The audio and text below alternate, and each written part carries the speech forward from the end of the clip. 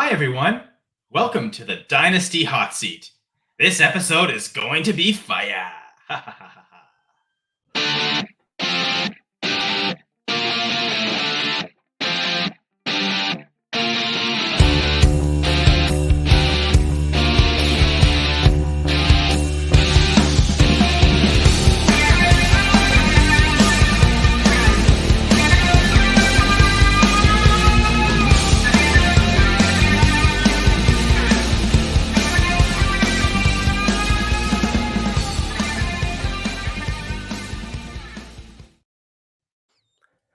Yes, hello everybody, and welcome back once again to the Dynasty Hot Seat, the only Dynasty show out there that is a certified inferno. Today we're back with some Dynasty deal or no deal. We're going to have a look at player values from the NFC North, and there's nobody better I could get on than Packers fan, Canadian, and all-around great guy, Kyle Senra, back on the show to chat some player values in the NFC North. Kyle, great to see you again, buddy. How are you?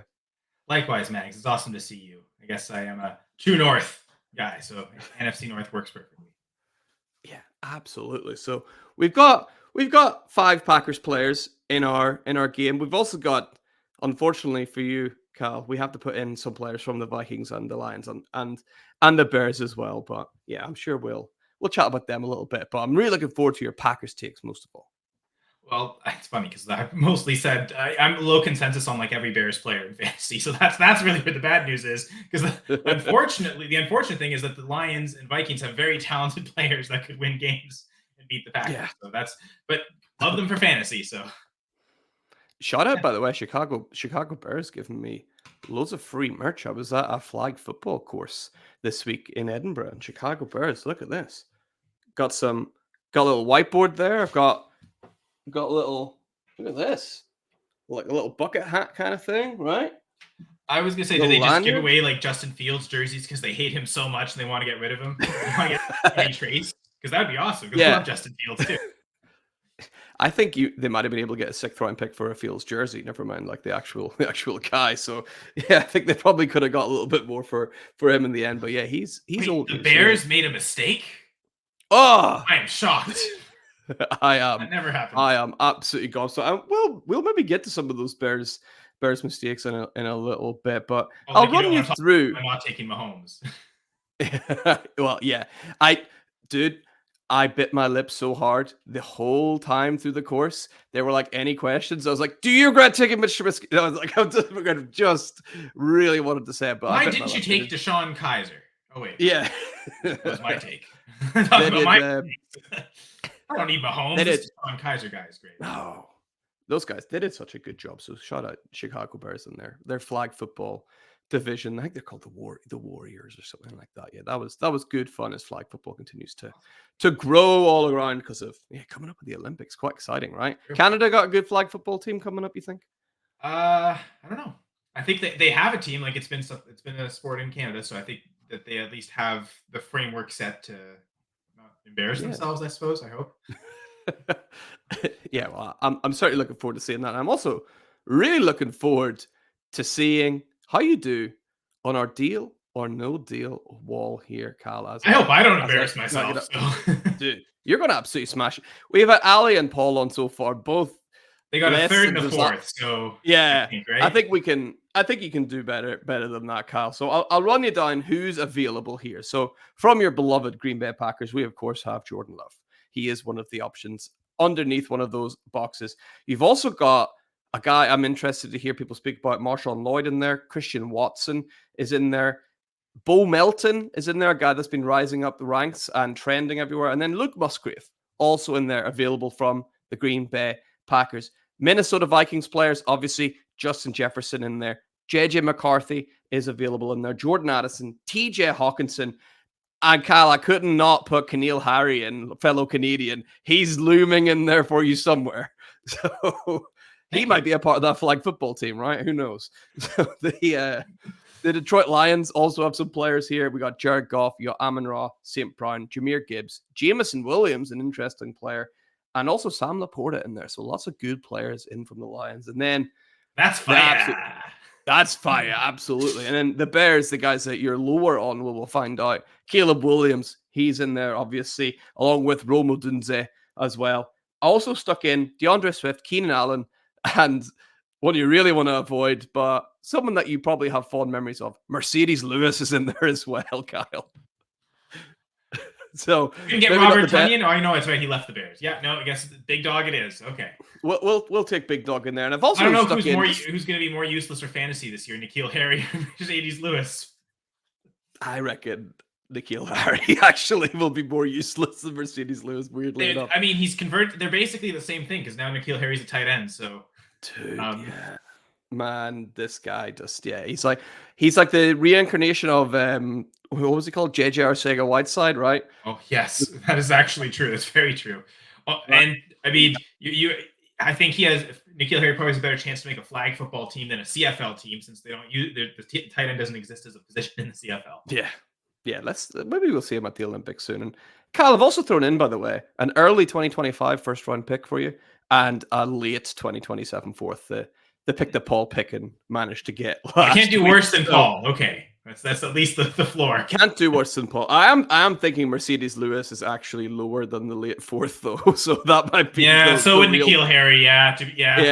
Okay. So those, all right, then. The fourth is the worst. This could be amazing or awful. Yeah, I'm looking forward to it. And we're going to roll right into it, Kyle. You get to choose a box to pick that is all yours. So you are going to keep hold of it. Which box would you like to pick that will remain unopened until the end? I'm going to go with my favorite number, 14. I was tempted to go with the Ronaldo number, 7, for good luck, but I don't know. I'll double my luck with 14, I suppose. It's twice as much. Let's go 14. I don't know who's wearing the number 14 for Portugal here, supporting in the Euros, but I'm sure they're pretty good. Portugal got a strong squad for sure. So we'll keep. I'm pretty sure it used to be William Carvalho, and he was one of my favorite players as a midfielder. Yeah. So maybe one of the starters is wearing 14. I don't remember the Thursday game. I don't remember seeing 14. Maybe someone who wasn't doing much out there. Yeah, maybe. Yeah, Carvalho, strong defensive midfielder, and we're looking to get off to a strong start here, Kyle. So. He was a key part to the Euro Championship, so I'm hoping to win the championship here. At least get a good absolutely. Yes, absolutely. You got 5 boxes to open, and then you're going to get an offer from the mysterious banker, whoever they might be. Right, Kyle? Mm-hmm. Let's start us off. Where are you going first? It's funny. I don't know that anyone ever starts with number 1. Let's start with number 1. Why not? Why not start with number 1? Oh, Caleb Williams. Going right off the bat. Now, you mentioned at the start, Kyle, you're lower than consensus on Bears players. Is Caleb Williams one of those? I would say slightly. I'm looking at the Dynasty, the Fantasy Pros, Dynasty ECR, and I think I'm a couple spots lower. My Dynasty rankings, I have him at QB 11. Okay. He's typically going inside the top 10, so just slightly. I think it's, to be fair, it's more the receivers because of Caleb. It's okay, he's a rookie quarterback. What kind of effect is that going to have for these receivers? And I feel like really the 3 main guys are all going too high because they've got a rookie. Just kind of tamper the expectations. Yeah. Because he's got great weapons, I think Caleb could actually do well. So of the Bears pieces to have, he probably is the one you want because trying to pick between the receivers is going to be tough. If Caleb does well, then you'd probably just want Caleb, and that'll result in the other receivers doing well. But yeah. Do you think with Williams, it's not very often where you're expecting a rookie to come in and be a quarterback 1 right off the bat? I feel like with Caleb, there's that expectation there from people, which I think is maybe a little bit unfair. I mean, CJ Stroud tore up the fantasy world last year, and he just sneaked in as a QB1. You mentioned it's real hard for rookies to do it. Do you expect him to finish as a quarterback 1, or do you think it's fine for him to be quarterback 15? Yeah, I think that's definitely fine. I mean, we've seen quarterback, like I think Trevor Lawrence is probably the last quarterback that as a prospect came out with Caleb's hype, and he was QB 30 his rookie season or something. It was awful.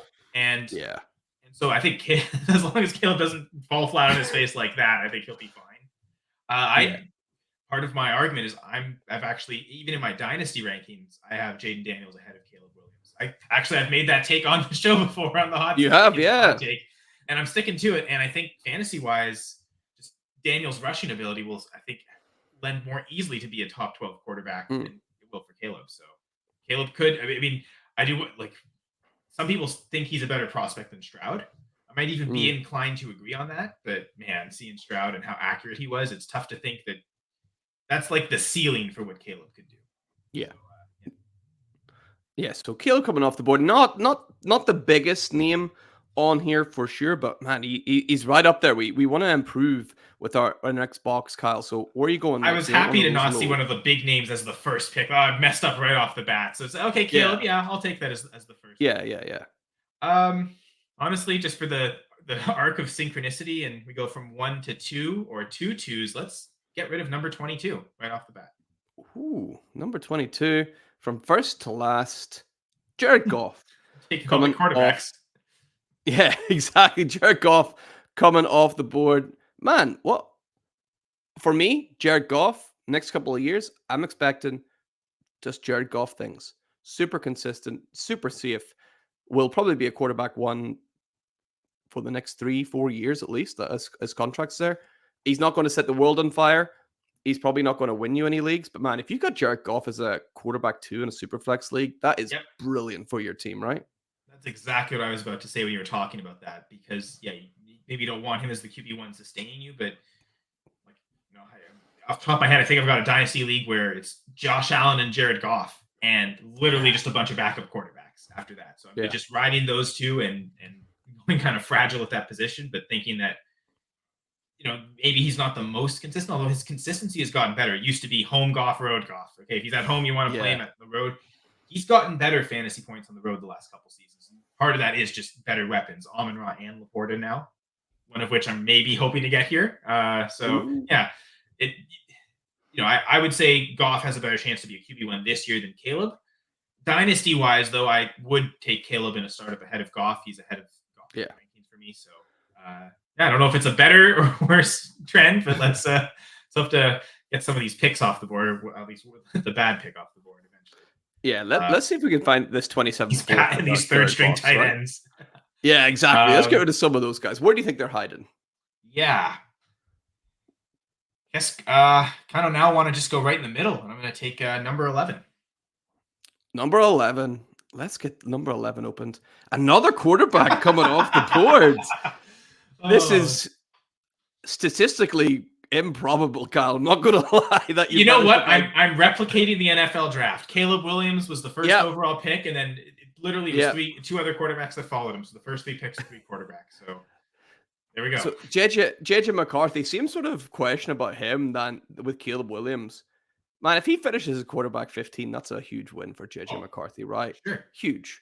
And it's funny because Caleb has the quantity of targets, but JJ has the quality. Like Justin Jefferson and Jordan Addison, both great weapons. TJ Hockenson's injury means he might not be there for a while. And so I think that's maybe why I'm less concerned with Jefferson and Addison, because I think they're guaranteed to get the volume. Whereas in Chicago, one of them is probably going to get the volume kind of week in, week out and be consistent, but we don't know who that is yet. And the other two might fluctuate, or all 3 could be inconsistent. And there's really, the top target is kind of a matchup based thing. Like, we really don't know how Chicago is going to approach it. So more confidence with the weapons, I think. And I think McCarthy doesn't seem to be as good of a prospect as Caleb, but you can argue the landing spot's even better. So just descending down this value chart, because I think like Goff and McCarthy is actually a pretty interesting dynasty value discussion of like where to. Goff's so difficult to rank. I've got them 2 spots apart. I've got Goff at 17 and McCarthy at 19. And that's about right, I think. Yeah, I would have Goff slightly ahead of McCarthy as well, just because of how safe he is. And McCarthy, while could be classified as safe in college, that's because he wasn't really asked to do much, right? And I mean, Goff's got great weapons too. So it's, elevating McCarthy up to that point for the great weapons, but then it's like, okay, you can't jump other guys who have great weapons that have established it like Goff. So it's about, figuring out where those rookies go. And I think I've got a lot of those guys between like 19 and 23 for Penix for me. So I kind of, all 4 of the other non-Daniels Caleb guys are kind of clustered in that range there, but Goff's ahead of all of them. So I agree with you. He'll have multiple years of good production. So. Absolutely. So now you're Yeah, two opening more. box number 4. Dude, surely Jordan Love isn't going to appear here, right? That would be impossible, right? Where You are know you going to what? go? To celebrate box 4, let's go with the number 4, the old Packers quarterback Brett Favre, and pick number 4. And it's probably going to be Jordan Love because of that. So Yeah, just get all the let's find quarterbacks out. out of the way here. Oh my god! Oh, this is amazing. Because to be honest, I really want the receivers. So I'm glad to not see receivers. I want to kind of get rid of some of those tight ends. So yeah, this is fascinating. So I'm probably not going to get many offers for quarterbacks from the banker. So let's. Yeah, I mean, if anyone listening is like a statistical kind of like probability kind of nerd, right, that knows all that stuff, can you post in the comments what are the odds that Kyle opens 4 boxes in a row and they are the only 4 quarterbacks that are available out of the 22 boxes? Because that's got to be right right up So if there. it's if it's 1 out of 22 for 4 boxes in a row, and there's only 4 quarterbacks out of 22 guys. So is that like yeah? I guess is it like 22 with like exponent 4, I suppose, and then one out of that, I guess. So that's like a lot. A lot. One in I don't know. Let's talk about Jordan Love. It's going to be one in the thousands, I think. So you're maybe not going to like my take on Jordan Love. It's not a hot take. It's not like a big push here. I think he's a little overvalued right now. I think going in the first round of startups, I don't like that. Yeah, based on ADP and the ECR rankings, I actually have him lower than Caleb. I've got him outside the top 12 in Dynasty startups right now. One guy I just can't quit is Dak Prescott. And so Dak is going ahead of a few guys that are younger than him, like Love, like Purdy, like Tua. Mm-hmm. It's like Goff, but it's even higher extreme where he has the ceiling, as we saw last year, to lead the league in passing touchdowns. So Dak's a guy, and then I'll take a shots on these 2 rookies, Caleb and Daniels. They look like incredible prospects, and I'll take the shot that they're better. I've started, like I've actually gone through a good portion of, actually finished really my first draft of my target share projections. I think I've done this. I've in the past done touchdown projections, and I'm going to do that too, and that's the next step of the process. But one of the spots I started was Jordan Love, and I'm going to do a full press Packers podcast episode too on projecting Packers targets. So I really tried to conceptualize, okay, how many pass attempts is Jordan Love going to throw? How many touchdowns? The addition of Josh Jacobs to basically essentially replace Aaron Jones tells me I'd expect them to throw less this year. I think they got Josh Jacobs because they want to run more. They feel he's the key to unlocking that. They maybe have confidence to think they'll win games and be in position to run more. Jordan Love had, I think, 579 pass attempts last year. I expect it to go down to at least probably into the 540 range. I think right now I've projected at 541. If they're losing a bunch of games, it could go up into the 600. So that is possible. Yeah. But I think it's also just as equally possible it could drop to as low as the 520s, maybe even really low 500s in terms of total pass attempts if they really are winning a lot of games. And I think they've got the defense that can help them do that. And then, he had a 5.3% touchdown rate for his career so far, which mostly his last year was a 5.5 last year. If I had to guess, I would say that goes lower. I don't think he's going to hit 30 touchdowns, but we also don't know enough yet to think that he's going to fall flat in his face. It's the same receiving core. So I'm expecting kind of around a 5% touchdown rate, and he'll maybe in the high 4%, but I think he'll sustain that. He won't drop drastically to Trevor Lawrence, where he's at like 3.3%. I think he's going to stick close, but probably fall short of 30 touchdowns. I think right now I have it projected at 28. So I expect we might not. There could be an extra ceiling that we could see on him at some point in the future. I just don't think we'll see it this year. I think there's going to be close to we're going to learn about what kind of average career he's going to have. I think over the next couple seasons. So the second season starting, we'll really learn a lot. Maybe he does hit that ceiling this year. I would expect his production goes down from last year if I had to guess in one direction or the other. I'm sort of leaning the same, but not like you said, nothing drastic, nothing like Trevor Lawrence or anything. But just a little tick down, and then I imagine the dynasty values will readjust, and actually then I'll be like, oh no, this is exactly where I think Jordan Love should be. So I'm going to guess you have Love higher than McCarthy, but do you have him higher than Goff? I think I have Jared Goff one spot ahead of him. Interesting. I think I need to go and I need to check, or maybe I've Love one spot ahead. They're really close. They're super I close. do I have have Love Love one slightly spot ahead of ahead. Goff, but that's where the age thing comes in, right? And Yeah. if Love can continue at this kind of production, then that's probably equaling what Goff's doing, but you're getting significantly younger and a lot more years at it. So but there's more risk on Love because we haven't seen that. Okay, was last year an anomaly, or is this who he really is? Whereas we have a pretty good idea of who Goff is, especially now with the Lions. So that's a kind of a risk reward thing in both sense. You have the age risk on one side, but then the age risk on the other side. And then we just haven't seen him do much. So it's pick your poison. I picked all the quarterbacks. That's my poison.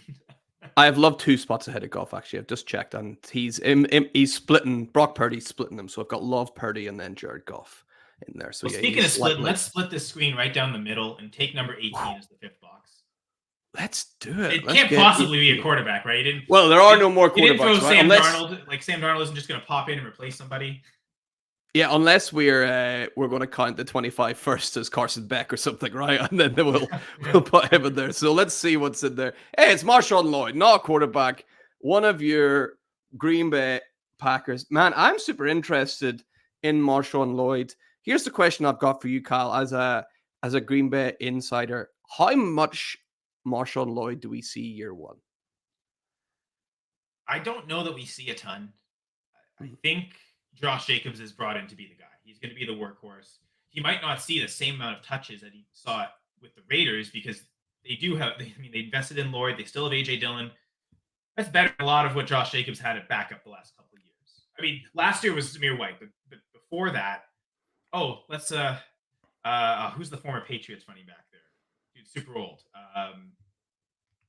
Where, sorry? Well, he used to be with the Patriots for a couple of years, and I guess he followed McDaniels. That was the kind of guy they had as the main backup the last couple of years. I can't even remember. That's how relevant he is. Samir Abdullah has been there for a bit too. Like they haven't had good backups behind Jacobs until they got Zamir White. No. Guess what? Oh, now we have Zamir White. We're going to replace Josh Jacobs. Yeah. This is deeper. Like I might not be the biggest A.J. Dillon fan, but he's pretty good. Like he can absorb a lot of carries and not completely mess up, except the time he runs into Elton Jenkins and injures his best offensive lineman because his vision is so poor. Thanks, A.J. Dillon. That really sucked this year. But Marshon Lloyd, I wasn't a huge fan of him. Like I don't think I drafted him even in the second round of the pre-draft, the pre-mock draft we did here on the hot seat. Didn't love the tape. Didn't love the college production. He hasn't hit the threshold of 20 catches in any single college season. So it does see people say he was just underused. He can catch the football, but USC just didn't use him that way. But it still makes me skeptical that he can be that true pass catching back.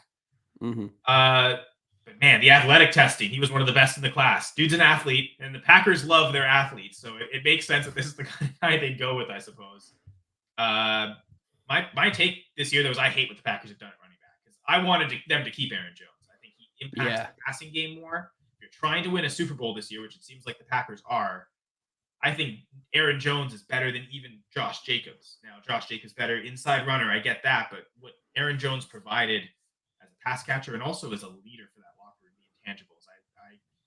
My head take is I hate I've loved everything the Packers have done this offseason except at running back, and I've absolutely despised it. So I don't know. I don't love Lloyd. There's a lot of other rookie running backs in that range that I like better. I think he's my rookie running back 6. So there's like I'm higher on Ray Davis than Lloyd, and I don't think I've seen any draft where Davis actually goes ahead of Lloyd. So I'm typically in the range where Lloyd's going. Typically, I've seen like Xavier Legette fall. Now, you tell me I can get a round 1 wide receiver, the first round, who I was actually higher than consensus on before the draft. I guess I remember even mentioning on the show, like even I thought I took him too late when I did the mock draft. Like I really should have taken him in the early second as opposed to the late second where I did. But definitely, I don't have any Lloyd. Probably not someone I really want to roster this year. Yeah, so. Marshall, hey, it wasn't a quarterback, right? So we got Marshall Lloyd, one of the better players to get off the board. And if you listen carefully, Kyle, we've got a phone call. Yes, hello. That is yes. All right. The banker has noted all the quarterbacks are gone, and The mysterious banker Kyle has decided to play on your heartstrings a little bit, and in a slightly cheeky offer, is offering you Aaron Rodgers for your box. What do you think about that? See, I wasn't told this was a super flex deal or no deal, so I'm assuming I actually don't want a quarterback, and I'm totally fine to ignore the quarterback position, especially for a guy coming off a ruptured Achilles, who is no longer on my favorite team, so I have no emotional attachment to him at this current moment. My emotional attachment to him is, man, watching all those great throws he did with the Packers, but I don't need to have him on my team to see that. I can check out those highlights anytime I want, so I'm perfectly easily fine to say no deal. No deal. Yeah, that's definitely a good decision on that, Roger. I think that was just that was a cheeky play from the banker there, whoever he may be. So we're right on to round number 2. We're opening up 5 more boxes. Kyle, where are you going first? Well, since it's the start of round 2, let's go with box number 2. Makes sense to me, right? Let's go round 2, box 2. There he is. There he is, Canal Harry. I tip my Canadian hat to you, sir, for making it to the NFL. It doesn't seem like you have much business being there, but congrats. You keep getting money, dude. Great. Keep doing it. Love it. Dude, yeah. Who's the best Canadian in the NFL right now? Nathan Rourke. Yeah, you love some Nathan Rourke. Yeah, you love you some Rourke, right? So legitimately, part of me wants to say Chuba Hubbard because he has been pretty good. I'm sure there's someone I'm forgetting now. Claypool's Canadian, right? But he's no. I'll definitely take Nathan Rourke there. You know who did really well as a rookie last year, and it's unfortunate that he got injured, was Sidney Brown for the Eagles. Defensive back. And so late injury, significant injury too. I believe it was a torn ACL, so he's probably going to miss most of this year, which is unfortunate. I mean, his brother Chase Brown might be the lead back for the Bengals, so they could also explosive there. Honestly, someone I think is pretty good. Actually, I think the best Canadian in the NFL is actually an offensive lineman. His name is Matthew Bergeron. Okay. Plays for the Atlanta Falcons. They drafted him in the second round last year, and he started from week 1 at I think it's left guard. I know he's a guard. Okay. Because I believe Lidstrom is the right guard. So they've got a very expensive but pretty good, close to elite guard on one side, and it seems like a pretty good guard on a rookie contract. So objectively, it probably is Matthew Bergeron. Nice, love that. So we're very happy. We're very happy to see Canal Harry leave the board here. So that's off to an absolute flying start, Kyle. Where are we going next? I don't know. Something tells me number 10 is screaming to me. So let's go with number 10. Okay, number 10. Let's see who lies behind. Box 10. Hey, Keenan Allen coming off the board. Good player, but in Dynasty, right? Not a huge amount of value. You know what? He's probably the receiver I want the most because he seems to be the cheapest, especially in Dynasty. But even in redraft, it seems like he's falling. We don't know for sure that DJ Moore is better than Keenan Allen because we've never seen them together. And they've both just dominated targets wherever they've gone. I think I heard Shane Manila talk about this on a podcast the other day. And I've been thinking about this too, like trying to project the target share. Like their career average target shares are pretty identical. Keenan Allen actually has higher, 25.5. He's averaged over the course of his career, 24.8 for DJ Moore. And I'm pretty sure if you look back in their careers, they've never had someone with that high of a target share play with them on their team. Yeah. So, like, how is it going to work out? We don't know. So when there's the uncertainty, I like going for the cheaper guy. So Keenan's actually the one I want the most because I think there's a chance he is the Bears' number 1 wide receiver this year.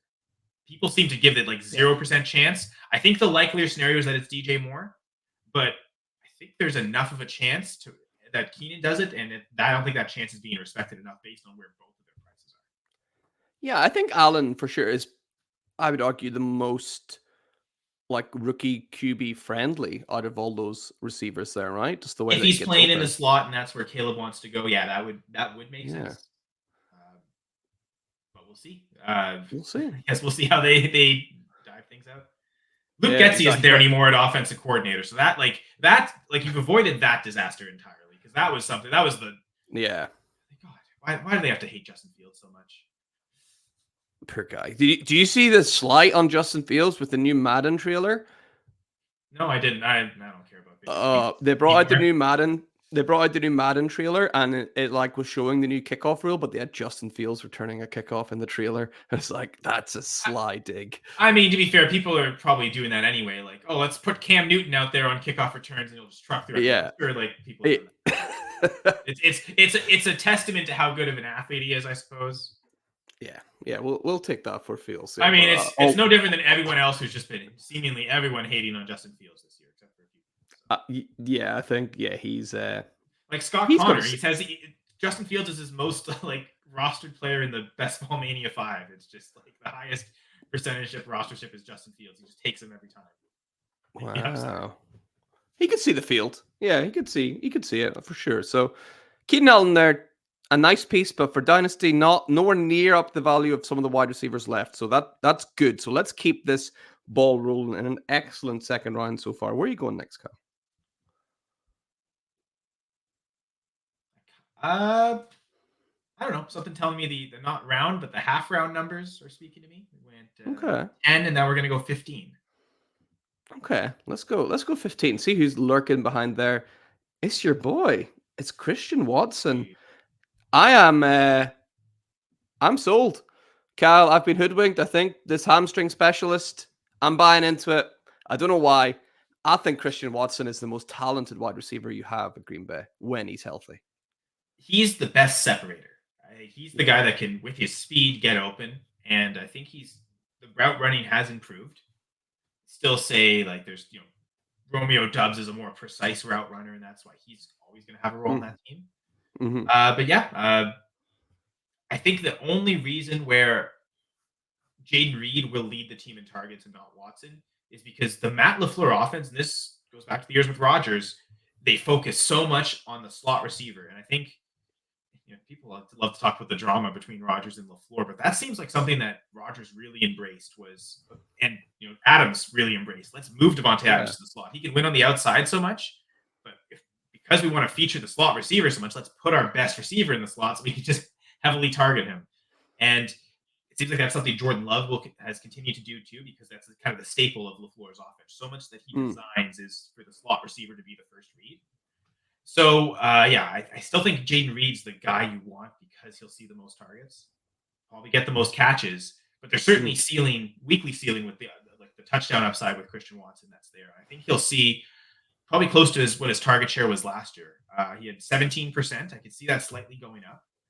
But if you look at his rookie season, it was 14.7 for the whole season, but the second half was 21% when he really started to break out. You average that out, that's like 17.7%. So I think anywhere in that range is probably the types of targets he's going to see. So I think there's a certain capped floor, especially because there's some weeks where he might not see very many targets.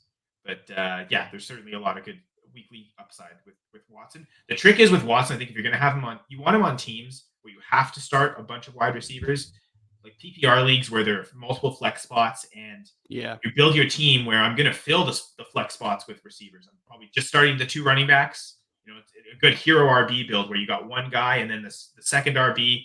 You're basically that's where you play the matchups every week, or that's where your depth in the later parts of the draft will help you that you can pick for that second spot. You just basically have to fill 17 RB spots throughout the season, and you'll pick that one spot to just kind of flip it. So everything else is you're playing as many receivers as possible, and you'll just play Watson every week. Because the best thing with Watson is you have to capture his upside. So if you're playing in a lineup league and not a best ball league, he's a guy that you don't really want to be picking the matchups. You just want to play him every week. You either want to, or you are just using him as bye week fillers in depth, and you're only playing him very specific weeks. But for the most part, I think you'd want to draft him to just play him every week, and that's how you capture the spike weeks with Watson. Yeah, absolutely agree. Just hoping that he stays healthy and actually gets onto the field this year, so we can really, really see what he can do for sure. So, Cal, that's your third pick in the second round. It's going pretty well so far, I must say. So, where are you going next? Yeah, now I'm gonna relying on the visuals, how it looks on screen, and we kind of have the 2 at the far corner. So I want to kind of take the 2 at this corner. So I'm gonna go with number 8. Nice. Let's go number 8, and hopefully the streak continues. We lost a 2025 early first round pick. Cal, any insight in this 2025 class and who you're expecting to to be up there. I've heard some names, but nothing. I don't watch in. college. I don't pay attention. I did just leave my only Devy league. I think I joined in 2020, I think, and did 4 seasons and decided that the Devy format isn't for me. I don't pay enough attention to college, so I have no idea. I think from what I understand, there were some running backs that were supposed to come out this year that look to be coming out next year. And I know I've already done like tape analysis on some of them because I thought they were coming out like 2 years ago. Yeah. Like a Donovan Edwards, like based on my tape grades, he would have been the RB1 if he came out this year. I think a lot of people said Travion Henderson. So I think next year the one thing to expect is a really good running back class, a lot better than the top end of this year's running back class. A lot better.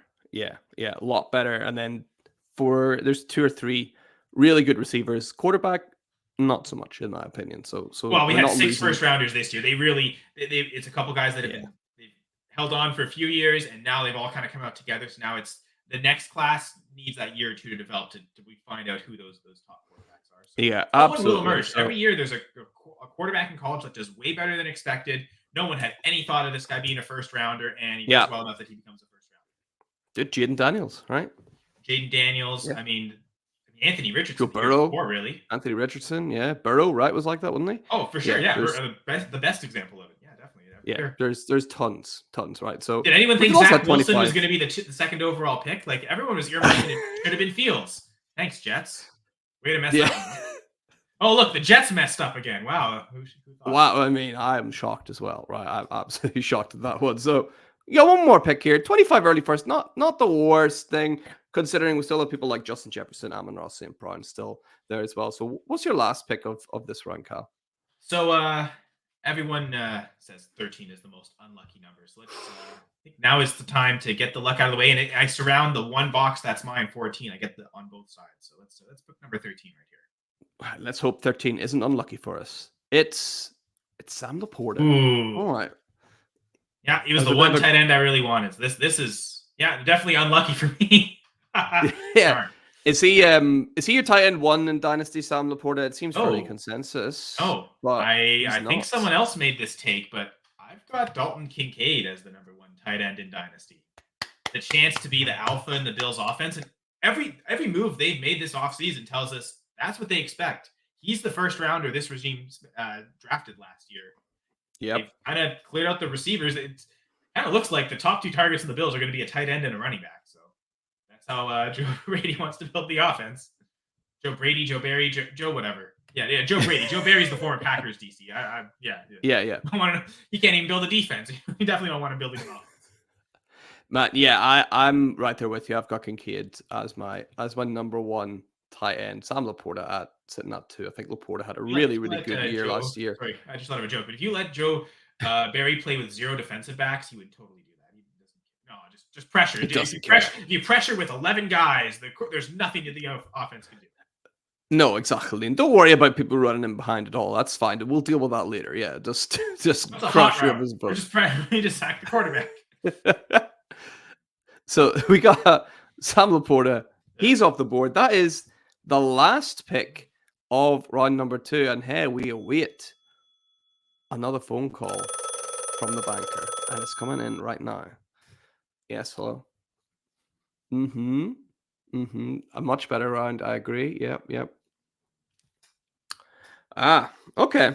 Right. The banker is saying he's taking you more seriously now, Kyle. We got the Aaron Rodgers little jokey offer out the way, but now the banker is saying he's slightly worried about Justin Jefferson and Amon-Ra St. Brown still being on that board. So he's going to try and lure you away with one of the hot young new receivers in the NFL, Lad McConkey. Yeah, the banker must know my rankings because they definitely you could have said other rookie receivers. I might have been intrigued, but definitely someone I was lower on the consensus. Again, a guy I didn't even take in the second round of our pre-draft mock draft. He's gone up in my rankings. He went from wide receiver 19 in the rookie draft, in the rookie ranks before the draft, up to wide receiver 9. Yeah.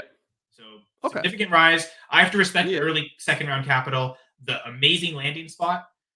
I don't know why they didn't take Malik Neighbors, but that's okay. That's the Chargers. my quick point on that is that hasn't lowered Malik Neighbors' cost in rookie drafts. He's still going as a top 4 guy. The one league I saw him go in 6th overall in the rookie draft was a 16-team Superflex league where Fair. there were 4 quarterbacks in the first 5 picks. Drake May went 103, JJ McCarthy went 105, so that Neighbors to go 106. And if the dude at 104 wasn't a huge Ohio State fan, he might have gone JJ McCarthy there and like the quarterback. Who knows there? But other than that draft, Neighbors has been a top 4 pick. However, what I think it's actually done, it's made Neighbors more attainable relative to other players. So if you went to the Chargers, whoever's picking 104 probably takes that pick, locks it, and they're not trading Neighbors. Now they might feel like, hey, Neighbors is still the pick there, but maybe I'm willing to move that after the draft. So it might be a time to go buy Neighbors just because of the perceived bad landing spot. Just as that's how little I like Ladd McConkey. I do this whole section talk about Malik Neighbors instead. Definitely no deal. No deal on Ladd McConkey there. So we're really hoping we go ahead and get one of these top receivers. Let's actually have a quick little pause and a little recap on who's still on the board here, Kyle. So from the Green Bay Packers, you still have Bo Melton and Luke Musgrave in there. From the Vikings, you still have Justin Jefferson, Jordan Addison, and TJ Hockenson available. From the Detroit Lions, you've got Amon-Ra St. Brown, Jir Gibbs, and Jameson Williams still on the board. And from the Chicago Bears, you've got DeAndre Swift, Mercedes Lewis still there, and Rome Odunze is still on the board. Round 3, 5 more picks. Kyle, here's what I want you to do. I want you to go quickfire double here for the first 2. And it's funny because I was just thinking the 2 I want to get rid of are back-to-back, 16 and 17. Let's do it. Let's open 16 and then 17 right after. 16 is Justin Jefferson. 17 is Luke Musgrave. Kyle, your thoughts? Man, Jefferson's amazing. I might still consider him the number 1 receiver in Dynasty, even though he might have a rookie wide receiver this year. At best case scenario, because if he doesn't, he has Sam Darnold throwing him passes. So. But his ability to catch the football, I think, will serve him well. So if these targets aren't as great, he can still haul them in. We saw him still have some spike week performances last year with Nick Mullins. So as much as I don't love McCarthy as a prospect relative to, say, Caleb or Daniels, I think Jefferson will be fine. He'll eat a monster target share. He probably is still the best catcher of the football in the NFL.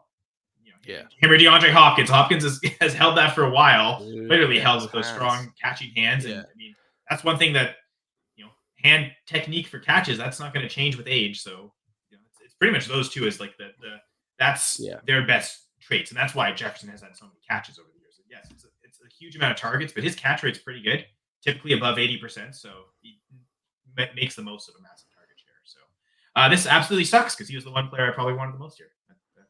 Great. Hooray. Yeah, I think he was the crown jewel there for sure. I think he was the number one pick in this whole. Still happy to pass on Ladd McConkey though, so no regrets on the no deal. But exactly. And then Luke Musgrave.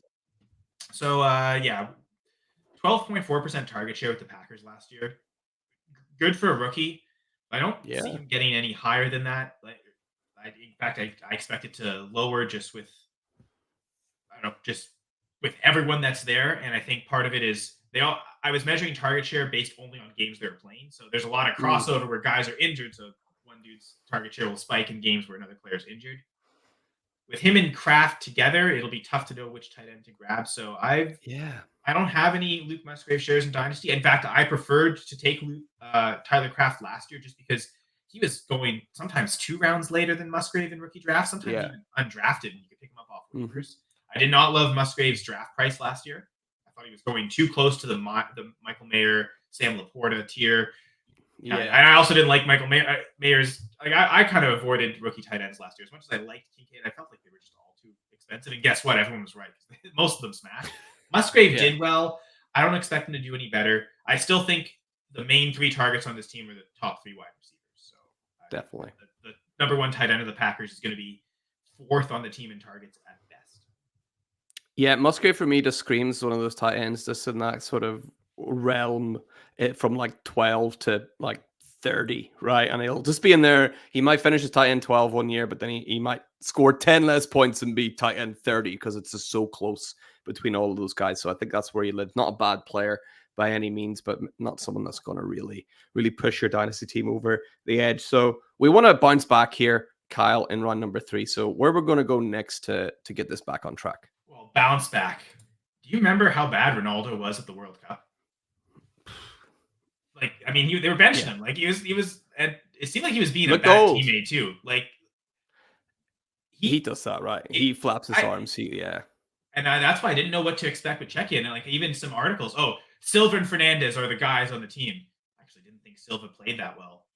Now, maybe my untrained eye. I'm not a, my wife's, former soccer ref, played goalie up to a pretty high level. I played soccer as well, but not as good as her. So I would have defaulted to her, but I just didn't think Silva played that great. I thought Ronaldo had a great bounce back game against Czechia.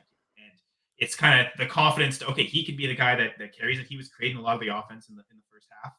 And so lucky number 7, after Jefferson's gone, I need some luck here. So I'm going to go to the other opposite corner and go with number 7. Let's go. Number 7, Cristiano Ronaldo inspired. It's Jir Gibbs, not ideal. Best running back in the division. Yeah. I was hoping that it would be like, okay, it's the Ronaldo in his 6th Euro. It's like Mercedes Lewis, the old guy, in their synchronicity, and that would be the Mercedes Lewis. Well, I was thinking Mercedes Lewis as well, because Ronaldo has turned into this sort of weird, sort of big bruising, like target man almost now, which is very weird considering where he's come from. But yeah, we've got sort of old CR7 here with a lightning pace of Jir Gibbs. Man, Jir Gibbs right up there, running back. Some people's like running back 3 overall in Dynasty. So right up there at the very, very top, right? Talk to me about Jir Gibbs, and I think he's going to have an even better season this year. Now he's sort of been let loose a little bit. It's funny because he wasn't someone I was super high on before the draft. He was like 11th in my film grades, which for comparison is actually equal to Ray Davis this year as my number 1 film grade. So like that was the level like of like the last year's RB11 would have been this year's RB1. So yeah. In terms of what I saw from my own eyes. Now, Gibbs had a decent combine. It wasn't amazing, and the college production was there. It was great, but then you got 12th overall capital in the draft and went to a great offense with the Lions, but super good offensive line, one of the best in the league. So that was clearly the RB2 in the class last year. 13 touchdowns, and he showed the pass catching chops. He ran well. He had some long runs, which is part of his whole thing, his speed and explosiveness. He came kind of as advertised. So I'm all in on the Gibbs hype train. So yeah, RB3 in Dynasty is where I have him in my rankings, and this it was the best RB in the division. So it sucks. Yeah, this has not been a good round. This has not been a good one with Jefferson and Gibbs. I'm going to get Jalen Polk as the next call from the bankers. No, you don't like McConkey. Well, I mean, don't say those kind of things out loud, Carl, because you know the banker's always listening, right? So we need to be. That was more a challenge. You wouldn't dare offer Jalen. No, I mean that would be maybe too mean, Patriots, right? So Patriots receiver. Yeah. Let's make sure that he isn't able to do that by getting Mercedes Lewis out the way here, and let's get that. I think it's Mercedes Lewis' 19th NFL season, so number 19 maybe. That's it. He's destined to be behind here. Show me Mercedes Lewis behind 19. No, the other tight end, TJ Hockenson.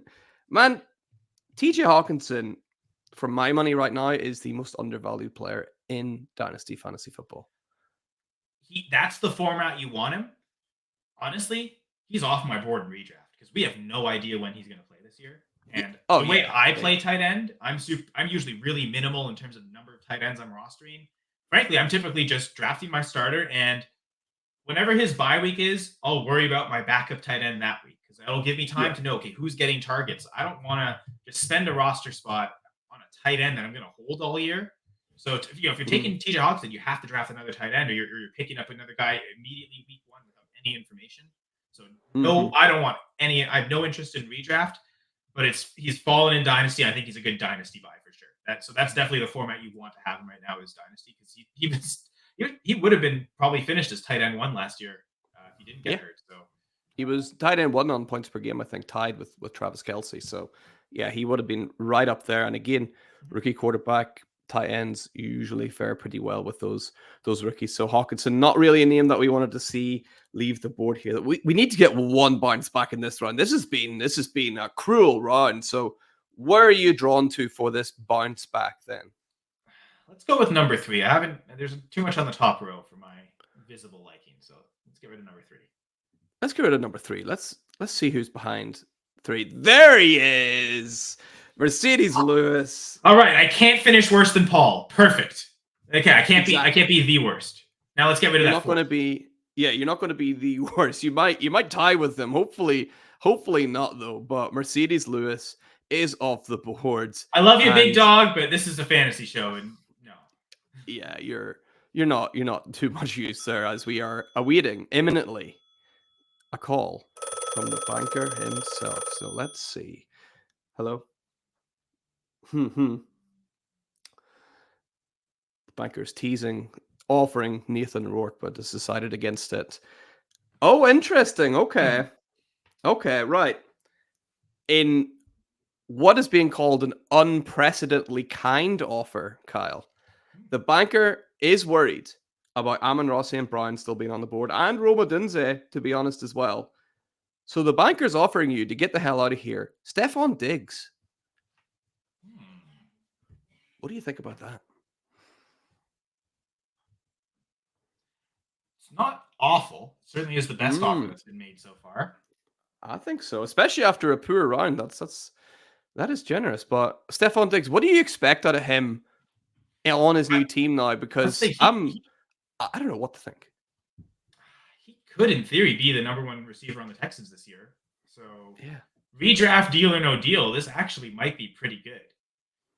Because if the thought is like this is a replacement for a Dunze in redraft, I'll gladly take Diggs over Dunze easily. Concerned with the rookie quarterback, I'll take the rookie that smashed last year that we know is an amazing passer with accuracy all over the field. So I'd much rather have the receiver tied to Diggs. Is it possible to get a reminder of who else is on the board? Let's go through. Here are the people that are left here. You have from the Packers, you got Bo Melton. You have from the Vikings, you've still got Jordan Addison on the board. From the Lions, you have Jameson Williams, and of course, Amon-Ra St. Brown is still there. And then from the Bears, you've got Roma Dunze and DeAndre Swift. So a lot of good players. And of course, the 4th. And the 4th, yes, sorry, is also there. You know what? No one said this word yet on the show. I'll be the first one. Just my math. I'd take Diggs over 5 of the pieces, and there's only 2 left. The way that's been going, if Jefferson was still there, if the absolute best player that I wanted was still there, I might not take it. But I'm going to say Mags and the banker, deal for Diggs. Oh, wow. Well done. We have it. We have our first deal of the series, Kyle. Stephon Diggs, he's all yours, but that does not end the show because now we got to open the rest of these boxes. Amon-Ra St. Brown's number is 14, so of course he's going to be 14 now. Oh, yeah, I didn't even think about that, right? So that just occurred to me too. Again, I was thinking Jefferson, so when I picked 14, I wasn't even thinking that, but let's okay. Well, let's do our hypothetical round 4, right? And let's get rid of number 9 just because it's in the middle there. It's kind of let's focus on the wheel after. Let's open up like box number 9. It's that 4th round pick. That would have been a great start. So obviously we're thinking the reverse now. We want to see St. Brown. We want to see Odunze. We want to see these guys. So let's fire on from that 4th. Where's next? Let's just ride the numbers backwards. 21. 21 is DeAndre Swift coming off the board as well. What do you think about Swift? What do you think about Swift next year? He might be the Bears player you want to get just because the big flaw last year was he didn't catch passes with the Eagles. And guess what? He had his worst fantasy points per game season ever. Mm-hmm. Now the problem is there's so many mouths to feed there that he might not. Like, we really don't know, does Caleb Williams target his running backs in the NFL or not, because we haven't seen it. But I think I like it for Swift in terms of there's the chance his value rebounds. I think the worst thing would have been if he re-signed the long-term contract with the Eagles instead of Saquon. That's why I've kind of been pretty cool on Saquon. Just, man, for a guy that's relied so much on pass catching, he goes to the worst possible team for a pass catching running back because they don't need to. their short run game is so much that's usually more efficient than actually throwing a dump off pass. So it might, like, you talked about it earlier, like a tight end being a rookie quarterback's best friend. I mean, Cole Kmet's good, but does DeAndre Swift become that same type of dump off role over the middle? Yeah. Of course, then Could again, happen. Keenan Allen takes that space too. So if Keenan Allen is there and is producing as he has in the past, it might be tough. So I think it's going to be tricky for him as well. Yeah. So he's yeah. not so he's again. We need He to see didn't massively go up in value right? leaving the Eagles like I thought. No, I don't think so. I don't think he did at all. So Let's, 2 picks gone. The 4th and Swift. We got 3 more to go. 20. Let's go. We're going. I think there were like 20 receivers taken ahead of Amon-Ra St. Brown. So that's right, 20. Yeah, that was Rome Odunze coming off the board there, which is great. Great for us. We wanted to see him leave there at the best probably moment the of most the overrated player in the fantasy right now, though, I gotta say. Let's hear it. Let's hear the Rome Back Odunze to rookie quarterback. So already he's at kind of a disadvantage relative to some other rookies, like Xavier Worthy, who has the best quarterback in the NFL throwing to him. So like I've been Worthy over Odunze the whole time, like a crazy madman, and I'm sticking to it. Like I like Dynasty, redraft, every format. Xavier Worthy over Rome Odunze. Odunze's college production was really good. It wasn't Neighbors or Marvin Harrison though, and so I know there's some people kind of thinking he was in that tier. I don't agree with that at all. I thought it was the top 2 were in a clear tier of their own, and then the next tier was Odunze and Worthy together. And honestly, Worthy's earlier breakout age, he was 18 and already producing like over 20% dominator rating. Like Marvin Harrison and Malik Neighbors didn't do that, so there's already that.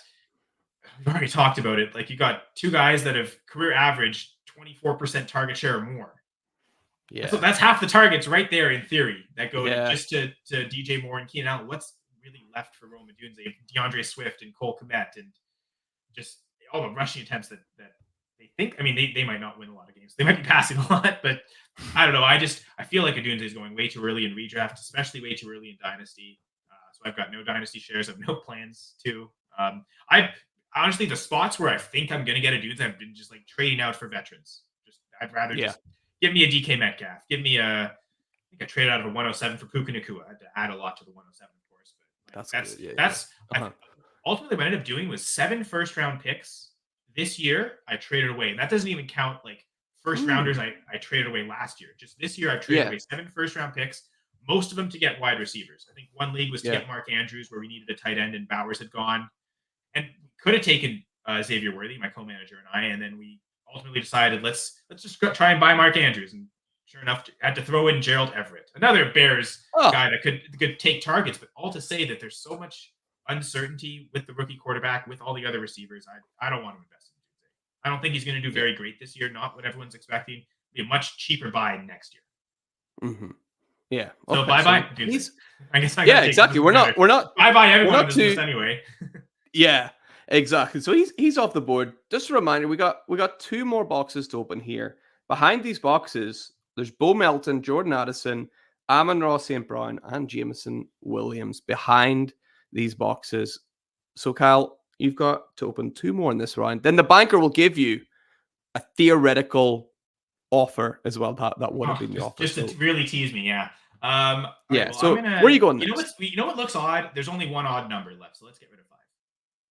Let's go to 5. 5 is Jordan Addison leaving the field. I'm not sure about Jordan Addison for next year. I'm really not. Well, I think the Hockenson injury creates an opportunity for him. And I think he's just going to see the volume. Yeah. So I've gone and bought him this offseason.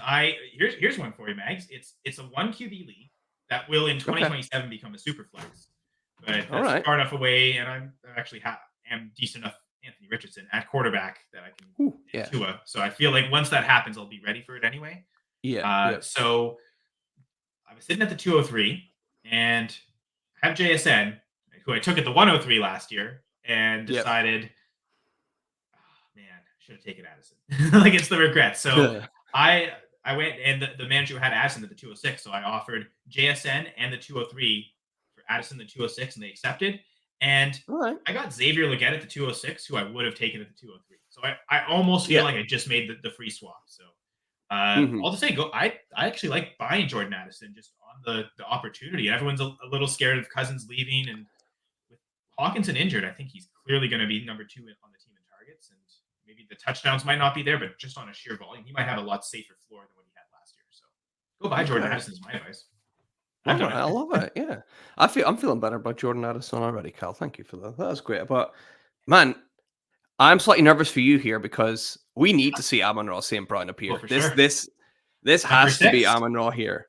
You think he's behind number 6? Yeah. Let's hope so. Number 6 is Bo Melton. Why is Bo Melton rising up board? Why is Bo Melton like always number 1 on trending at the minute? What's going on there? Well, here's the thing. So the games he played last year, he had an 18% target share. Now, those came in games where Christian Watts was hurt. I think even one of those games, Jaden Reed was hurt. But 18% led the Packers last year. So when he was on the field, he was eating all the targets. Everyone wants to hype up Dontavian Wicks. I don't quite get it. Because when they were there together, I think actually, to be fair, one of those games Melton played, I think even Wicks got hurt. So they were dealing with a few injuries. And it seems like Wicks is playing ahead of Melton, but everyone wants to hype up Wicks so much. I don't think Melton's that far behind him. So I don't know. I kind of like Bo Melton. Now, if that would have been my box to take, like I would have preferred Diggs. Like I probably would have preferred the third that Kev got, I think. So, and I think you might have preferred this offer that's about to come in from the banker, because with Amon-Ra St. Brown and Jameson Williams on the board, I think it might be a good one. Yep. The offer would have been Michael Pittman Jr. Oof, yeah, definitely would have taken that. Yeah. 50-50 so shot. Now, here's the thing. I would take Diggs over Jameson Williams, who I'm not a big fan of. So if Jameson Williams is behind 14, I still think I win with Diggs. So I will. Well, the last thing is, would you have swapped if we got here? Would you have taken this far in? I would have stuck with 14. It's my favorite number. Usually for all the sports teams. Yeah, my favorite Portuguese player, Carvalho, was 14. So let's hope we see Jameson Williams behind. Never been so excited to see Jameson Williams in my life. Yeah, I know, right? The irony that Jameson Williams is the player we're gambling on is not lost on me. So let's get 14 open. Been so stressed on a podcast. Oh, it's Amon-Ra St. Brown, Kyle. I know. Damn. Actually made the good pick, unlike everyone else, and I messed this up. show is hard. This show is difficult. I've never been more stressed on a podcast in my life, which is awesome. It's great. I love the show. Man. Amon-Ra's behind 14. Stephon Diggs, though, by the way, by far and away, the most successful. What I could have left with, like at the, there's so little floor. I mean, N'Keal Harry, that's the floor of this. To leave with Stephon Diggs. We'll take it. We'll take it for sure. Yeah. But I take Diggs over a third or a 24/7. So far, I've had the best result. But that means on the next episode of Deal or Kneel, could someone better me? Yeah, I don't think so. Just judging on how hard it's been for everyone else, I think. And I think motivated it too, right? It was like, oh boy, like we've seen this turn to a complete disaster. Diggs is actually pretty good, and I think he's in store for a good season. I don't know if I'm having to guess. I think he'll be the number 1 receiver in Texas. And that's so I'm sticking to on this podcast, which let's hype up Stephon Diggs, right? Contract year. They've got a 1 year of him, so Nico's already been paid. So the argument of Nico's contract year, you can't use that anymore. So absolutely. So we did end up having Amon-Ra St. Brown. Before we go, let's quickly touch on St. Brown and Jameson Williams. Obviously, St. Brown, for me, I'm seeing more and more people join me on this take. I have him ranked ahead of Ja'Marr Chase now. I don't see how you can rank Chase ahead of him at this stage. Just St. Brown's been so much more consistent. Like, he's finished higher than Chase has ever finished on multiple occasions now. I think Chase, people maybe fall in love with the ceiling, but St. Brown is just so consistent at a high ceiling. For me, he's above Ja'Marr Chase now.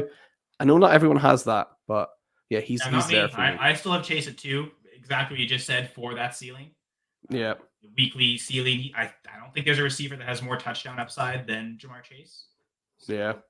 He's the one guy I've considered, moving back to wide receiver 1. That was not a hot take a couple years ago. Now it would be. So maybe I should be a hot take guy and call Chase the wide receiver 1 in Dynasty, because it seems like a lot of people are going with Jefferson or Lammer. I don't think you're saying Amon-Ra is wide receiver 1 in Dynasty, but no. You're saying he's my being valued as the wide receiver 4 in Dynasty. Maybe that's time to go buy Ja'Marr Chase. Yeah, maybe actually. There's a little buy window. And then Jameson Williams, I mean, what do you even do with that guy? He doesn't catch passes. So like, Yeah. for the amount, like he doesn't catch enough passes to make me want to invest in him. Sure, there's some upside there. Yeah, you might get a long carry for 40 yards for a touchdown, but like those are also really hard to predict. Definitely a guy. I don't play best ball, and I think that's why. I can see like underdog drafts. It seems like he's just always going so early, but I think he is the kind of guy you would like in best ball because his role is so unpredictable. You have no idea what any given week he might catch 0 passes.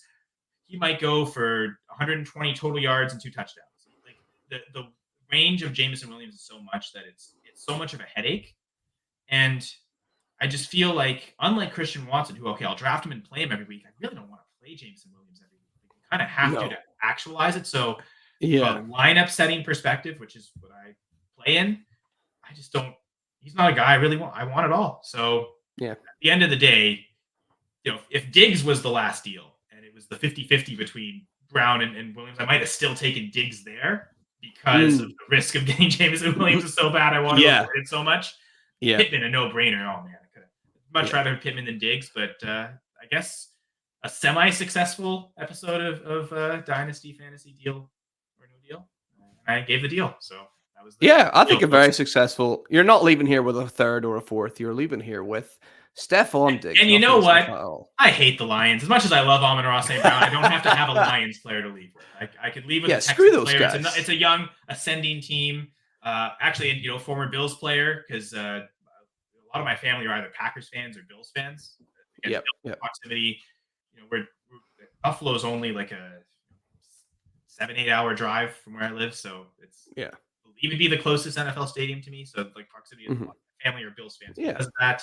And Doug Flutie, because Doug Flutie's amazing. But I'll leave with a former Bill, former Viking though, but current Texan, Stephon Diggs. So I'll take it. Let's take Stephon Diggs for sure. And Kyle, thank you so much once again, mate, for coming on the show. I always love chatting Dynasty Fantasy Football with you. Can you just remind everyone listening, where can they find all your stuff online? Yeah, so I contributed a couple different websites. The first is fullpresscoverage.com. Have some rankings and articles on the Full Press Coverage website. We'll also write some Packers articles from time to time. But mostly 2 podcasts for Full Press Coverage: the Full Press Fantasy Pod and the Full Press Packers Pod. The Packers Pod, we talk about the Packers. Like that's what we do all year. And the offseason, all the news surrounding Packers. Might have a couple fun episodes actually coming up. I'll expand on what I'm talking about here, specifically the Packers target shares and what I talk about Jordan Love also, and how many projected attempts and total targets I think everyone's going to get on the team. So that'll be fun for fantasy people to listen to, because it will have some fantasy relevancy. We really are talking about the raw targets, and we want to know that for fantasy. So if anyone likes fantasy, this would be the Packers podcast episode to tune in. And then the episode after that, we're going to be doing theoretical division realignments. So my co-host Jesse and I were going to come up with, I've got 2. He might come up with he's going to come up with at least 1, maybe 2 also, ways where we totally changed how divisions are in the NFL. And so what these new divisions look like for a variety of different reasons. So that'll be a super fun episode. But in season, we, of course, focus mostly on game previews, game recaps. The Full Press Fantasy Pod right now is we're getting towards the end of Dynasty season. So this most recent episode, we had a couple guests on, talk about their most rostered fantasy players in Dynasty specifically. Next week, my co-host Brad Harvard and I will do the same, but for our portfolios, and talk about the players we have rostered the most. Anyone I've already mentioned his name like twice on the show, so everyone should know who my most rostered player is, because he's so easy to get. And if you don't know who it is, maybe rewatch the episode. He's the most talented Canadian in the NFL after all. But also goingfor2.com. I don't really tweet articles there much anymore, but big part of the Going for 2 live network. Got a couple shows, usually stream on Mondays, press coverage, which is kind of a one-on-one interview with people, and then the 2-point conversion, which is a one-on-one with my co-host Courtney, and we just talk about a variety of different things. Our next episode is Canada Day, so probably gonna be rocking this hat and talking about a lot of Canadian stuff, maybe Canadian NFL players, maybe rookie drafts too. The Going for 2 live network is great. There's tons of shows every day. Loads. I've got my couple shows, but there's some nights there's like 2 for Tuesdays at times, where there's Going for 2 Tuesday shows on Tuesday nights. Don't say that too many times, but great shows. Love Jeff Lambert for that. Ian Glendon, the creators of both those sites, for letting me be part of that. Awesome. Honestly, Max, thanks for letting me be part of the Dynasty Hot Seat. This was awesome. Oh, dude, absolutely my pleasure. And yeah, thanks everybody for listening. Hey, if you made it all the way to the end of the episode, make sure you give it a little thumbs up and a subscribe as well. That always helps the show out. And like I said, Kyle, great to see you again. Great to be back on the show. And thanks everyone for listening. Hey, remember, for anything Dynasty you need to know, keep it locked on the Certified Inferno. We'll see you next time.